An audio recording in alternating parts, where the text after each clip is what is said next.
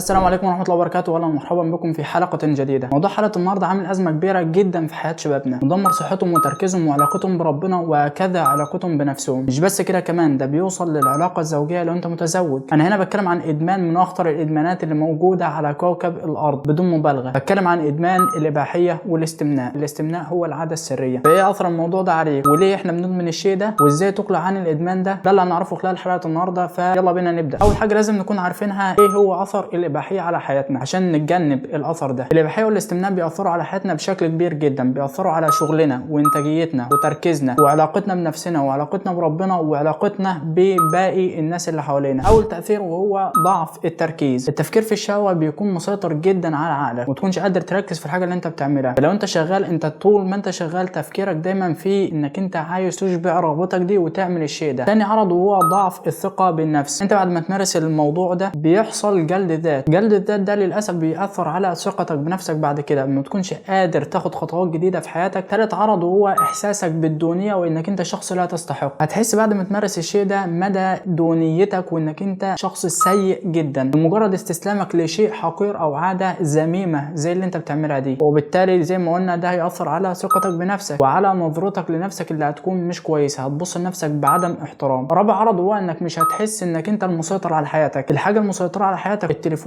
او الانترنت. دايما هتحس ان اي حد بيقرب من التليفون بتاعك بترتب وبتقلق وبتخاف، ولو حد قالك انا هفصل عنك النت فبتحس انك انت في خطر شديد جدا حواليك. ده لانك وصلت لمرحله من الاستعباد للشهوه ديت بتكون كبيره جدا. كمان في النقطه ديت لو انت مدمن من فتره طويله جدا هيأثر جدا على شغلك. ده لان احيان كتير هتقعد فتره طويله بتمارس الشيء ده، وبالتالي هتنام متاخر فهتصحى متاخر فمش هتروح الشغل بتاعك، فبالتالي بيأثر على شغلك. سادس عرض وهو علاقتك بربنا. علاقتك بربنا بتلاقيها ضعيفه جدا، والا اصلا لو علاقتك بربنا كويسه ما كنتش هتدمن شيء زي ده. ده لان الانسان اللي بيحافظ على صلاته في موعدها دايما بيكون عنده ورد من القران عمره ما بيدمن شيء زي ده، وعمره ما يفكر في حاجه زي دي، لانه هيكون حريص وقتها ان هو يكون على طهاره عشان يعبد ربنا. الاثر ده مش بيكون بس في فتره الشباب او فتره ما قبل الزواج، بل ممكن يتخطى دي ويوصل لمرحله الزواج. هتلاقيه بيأثر على علاقتك الجنسيه بعد كده، ودي نقطه خلي بالك منها لان ده حافز كبير جدا انك انت تبعد عن الشيء ده.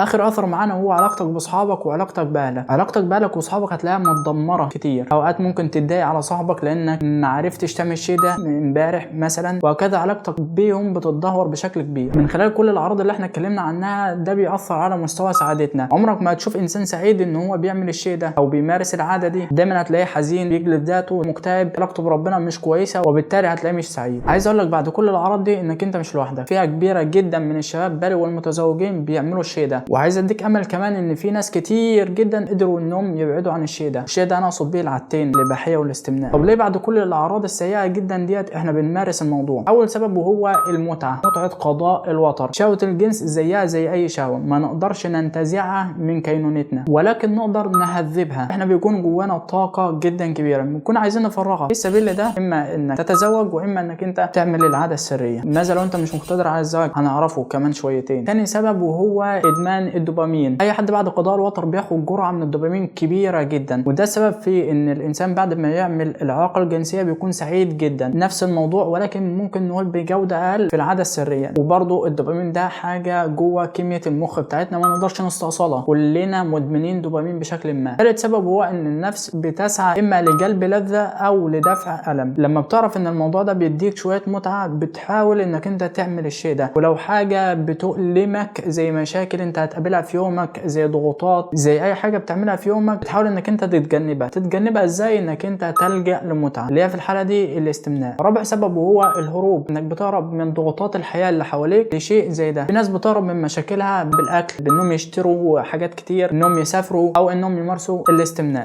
للاسف المتعه اللي بتجينا من الموضوع ده بعد فتره طويله بتتحول لادمان، وبالتالي بيكون صعب انك انت تبتعد عنه. طب ايه اللي بيحصل وبيودينا للنتيجه السيئه دي اللي هي مشاهده الاباحيه وممارسه الاستمناء؟ خلينا نمشي ونشوف الموضوع من البدايه. اول حاجه اما بتشوف صوره عاريه او بتشوف صوره رقاصه او بتشوف بنت متبرجه او انك انت تشم ريحه برفان معين، فبالتالي بعدها شهوتك بتتحرك فبتحس باثاره، وده بيدفعك انك انت تمارس الشيء ده. معرفتك للسيركل دي بتدور ازاي هيعرفك الحل اللي المفروض انك انت تعمله. نروح للشق الاخير معانا بقى وهو الحلول. اول حاجه وهي انك تعترف انك انت مدمن، وتعترف ان انت مش راضي عن حياتك بالشكل ده. ناس كتير جدا ما بيعرفوش يبتعدوا عن الشيء ده لانهم شايفين نفسهم صح وهم راضيين عن حياتهم بالشكل ده، وده غلط. خليك مدرك الاثر اللي بيحصل على حياتك نتيجه الشيء ده. اعترافك للمشكله بعد كده هيخليك تدور على الحلول، هيخلي عندك عزيمه واراده انك انت تحل المشكله دي. تاني حل وهو علاقتك بربنا. علاقتك بربنا لازم تتحسن. الانسان اللي بيكون قريب من ربنا وبيصلي الفروض بشكل مستمر ويكون ليه ورد من القران، صعب جدا تلاقيه بيفكر في حاجه زي دي لانه بيكون حريص ان هو يكون على طهاره بشكل مستمر. وده هتلاحظه في حياتك. ما بتعرفش تصلي لان ممكن تكون ممارس الشيء ده وما اغتسلتش من الجنابه، وبالتالي ما تعرفش تخش الجامع. فتخيل منظرك وقتها بيكون عامل ازاي. احساس جدا مغزي للناس اللي عاشوه يعني.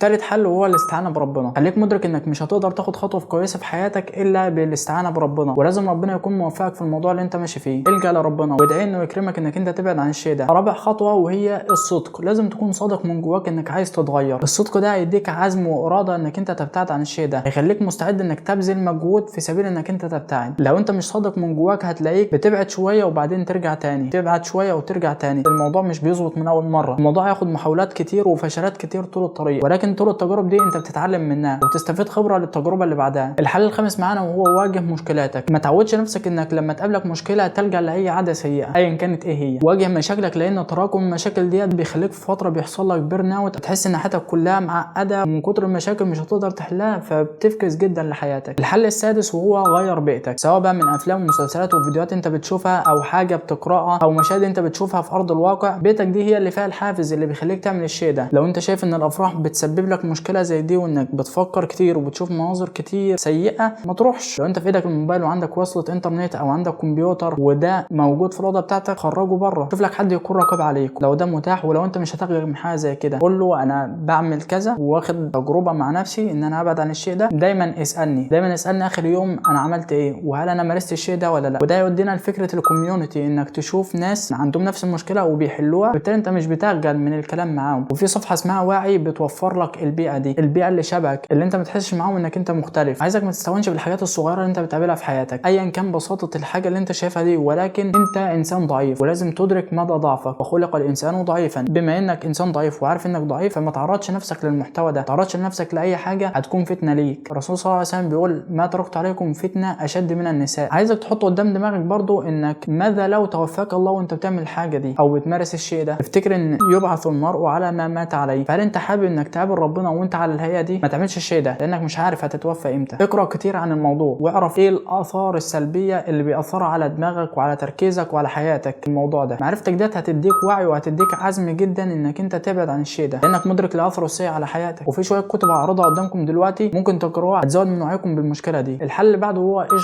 اشغل نفسك باي حاجه تعملها. الانسان اللي عنده فراغ هيكون سهل عليه ان هو يفكر في الموضوع ده كتير، ولكن الانسان اللي بيشغل نفسه بحاجه يعملها صعب جدا ان تفكيره يسوق لحاجه زي دي. هتشغل نفسك ازاي؟ ممكن تطلع تقعد مع اهلك، تقعد مع صحابك، تشوف لك هوايه تعملها، تشتغل، تعمل اي حاجه خارج نطاق البيئه المحفزه ليك. نقطه نسيت اذكرها في جزء البيئه، المكان اللي انت فيه. ادماننا لاي شيء بيكون مربوط بمكان معين، المكان ده هو اللي بتمارس فيه الشيء ده. ابعد نفسك قدر الامكان عن المكان ده، لان طول ما انت معرض نفسك للمكان ده دايما هتفكر في العاده ديت انك انت تمارسها. النقطه اللي بعدها وهي غير صحبتك. لو صحبتك بتتكلم كتير عن الموضوع ده ابعد عنهم، شوف ناس تانية. زي ما في الناس اللي هتوديك للشر في ناس اللي هتوديك للخير. عايزك كمان تشيل قناعه انك ما تقدرش تقلع عن الشيء ده. بما ان في ناس قدرت انها تبعد عن الشيء ده فانت تقدر تبعد عنه انت التاني. سبب من اسباب ادماننا اصلا هو ان جوانا الرغبه ان احنا نكون جزء من كوميونتي معين او مجتمع معين. انا عايز احافظ على منظري قدام الشله ديت او صحبتي ديت، فبعمل اللي هم عايزينه، سواء بقى ان هي صحبه صالحه او صحبه طالعه. انت بتعمل الافعال اللي هم عايزينك تعملها لانك خايف انك انت تكون متجاهل من قبل البيئه اللي حواليك وانك انت تكون شخص لوحدك. انت عايز نفسك تكون جزء من الناس عشان بشكل ما الصحبه دي او المجتمع ده بيحافظ عليك، بيخاف عليك، فبتحس معاه بالامان. وزي ما بيقولوا المصري اللي له ظهر ما بيتضربش على قفاه. الخطوه اللي بعدها وهي اربط العاده دي بألم شديد جدا. عقلك اللي بيقوده هو المتعه والألم. لو الصوره اللي انت حاططها في ذهنك ان الحاجه دي بتضيف لك متعه، دماغك بيزقك تجاه انك انت تمارس الحاجه دي. ولو انت زارع في عقلك ان الحاجه دي بتديك ألم شديد جدا، دماغك بيبعدك عن الشيء ده. والصوره دي انت اللي بتزرعها وانت اللي متحكم فيها. ولحسن الحظ ان اي شيء في الحياه قابل ان هو يكون ألم أو متعة. شيء زي ده هو بيديك دوبامين ويديك متعة، ولكن برضه بيديك ألم كبير جدا. ألم جلد الذات انك انت بعيد عن ربنا وعلاقاتك اللي بتسوء وشغلك اللي بيتضر، وألم ظهرك وتركيزك، وألم كتير جدا بتتسبب لك بسبب موضوع زي ده. يكفي ان اقول لك كمان انك في المستقبل علاقتك الزوجية بتنضر، بتكون ضعيف جنسيا، انت مش هتحب انك تظهر بصورة مش كويسة قدام مراتك، فده ألم. اربط الشيء ده بقى بالألم الشديد ده. الخطوة اللي بعدها وهي عاقب نفسك. لو انت ذليت في مرة من المرات عاقب نفسك بعدها، وعاقب نفسك عقاب شديد جدا، وكل ما العقاب يكون شديد كل ما بعدك عن الشيء ده بيزيد جدا. عاقب نفسك بقى انك مش هتنام، او انك هتنام وانت قاعد على كرسي، مش هتنام وانت فارد ظهرك كده ونايم على سريرك، هتقرأ القرآن كله في يوم واحد، انك هتنزل تجري لمدة ساعة، انك انت تاخد دش بمية سخنة جدا او مية ساقعة جدا، ايا كان نوع الألم، بس لازم تعاقب نفسك على الشيء ده. الحل الاخير وهو شوف لك هواية. من الحاجات اللي قرأتها ان العادات لا يتم استصالها ولكن يتم استبدالها. لما تشيل عادة سيئة لازم تزرع قصادها عادة جيدة. شلت إباحية واستمناء، حط قراءة، رياضة، جري، شغل، هواية، جيم، اي حاجة تانية. ممارسة الرياضة من الاشياء الفارقة جدا ومستوى بعدك عن الشيء ده. تحت بند الهواية بقى ممكن تشوف لك اي هواية انت بتحبها، سواء رسم، صناعة محتوى، كتابة، مونتاج، تصوير، اي هواية انت بتحبها مارس الهواية دي عشان تعوض الجاب اللي حصلت عندك. النقطة اللي بعدها وهي تابع تقدمك. متابعتك للتقدم هيخلي عندك دافع كبير جدا انك انت تفضل مستمر في رحلة الاقلاع دي. اوقات هتكون معتمد على العزيمة وقوة الارادة، واوقات هتكون معتمد على صحبتك اللي حواليك والبيئة اللي حواليك، واوقات تانية هتكون معتمد على تقدمك وانك شايف اثر البعد ده على حياتك. تطبيقات الهابت تراكر كتير جدا، ايا كان التطبيق تابع التقدم بتاعك بشكل مستمر، ده بيديك حافز كبير جدا انك انت تفضل مستمر. حل كمان من الحلول وهو الصيام. في حديث شريف بيقول من استطاع منكم الباءة فليتزوج ومن لم يستطع فعليه بالصوم فانه له وجاء. الصيام بيقلل كتير جدا من شهوتنا، مصدر للعصمة بشكل كبير جدا. اخر حل معانا وهو الزواج. اسعى جدا لافراغ الشيء ده بالحلال، لازم تعف نفسك، احرص انك انت تكون متزوج قدر الامكان، ابذل جهدك وطاقتك وتركيزك تجاه شيء زي ده، لان ده السبيل الوحيد الحلال لافراغ الشهوه دي. وافتكر دايما ان 4 حق على الله عونهم، منهم شاب يريد العفاف. بما انك بتسعى للعفاف فانت بتسعى لحاجه شريفه وحاجه كويسه، ربنا هيعينك على ده، وطول ما انت مستعين بربنا في الموضوع ده ربنا هيوفقك لحاجه زي كده. في الختام عايز اقول لك ان رحله الاقلاع بتكون صعبه جدا وشاقه جدا، ولكن سعيك ده في حد ذاته شيء جميل جدا، وانت لازم تقدر حاجه زي كده. كل محاوله فاشله انت بتمر بيها بتديك خبره للتجربه اللي بعدها. فرحله الاقلاع عن الاباحيه والاستمناء من افضل التجارب اللي لازم تاخدها في حياتك. اتمنى ان اكون سبب في انك انت تبعد عن الشيء ده، واتمنى ان الحلقه تكون فادتك بشكل كبير. لو عجبتك الحلقه او شايف ان في ناس بتعاني من نفس المشكله شير الفيديو ده مع اكبر عدد ممكن، فلعل ربنا يجعلك سبب ان حد يقلع عن شيء زي ده وحياته من بعدها تتغير جدا. شكرا على المشاهده واتمنى ان الفيديو يكون عجبكم، واشوفكم في حلقه جايه. سلام. حاسس ان الموضوع كان ممكن يظهر بشكل احسن من كده، وان في حاجات كتير نسيتها، ولكن يعني ربنا يعافينا يعني ويزوجنا بنات صالحات، ويزوج بناتنا برضو رجالا صالحين، لان المشكله مش بس عندنا في الشباب، برضو موجوده في البنات نفس الموضوع. يعني كنت حاسس ان انا منحاز جدا للشباب وسايب البنات، بس فعلا في فئه كبيره برضو من البنات بتمارس الشيء ده. يعني ربنا يعافيهم ويوعيهم بالمشكله دي، ويعينهم على انهم يبتعدوا عن العادتين الذميمتين دولت. في برضو شويه بودكاستات ممكن تساعد في الرحله ديت او تساعد الناس في الرحله دي، ممكن اسيبها تحت في الديسكريبشن عشان برضو يكون عندهم وعي اكبر بالمشكله. من اهم الحلقات اللي انا يعني كان نفسي اعملها من زمان حرفيا في السكريبت ده او في الحلقه دي، اللي هي 1.5 سنة بكتب فيها، 1.5 سنة بدون مبالغه بكتب في الحلقه دي، وعمال اطور فيها واجدد فيها واضيف لها حاجات كل فتره، وسط الموضوع قدر الامكان عشان اي حد يقدر يفهم الموضوع. اشوفكم في حلقه جايه.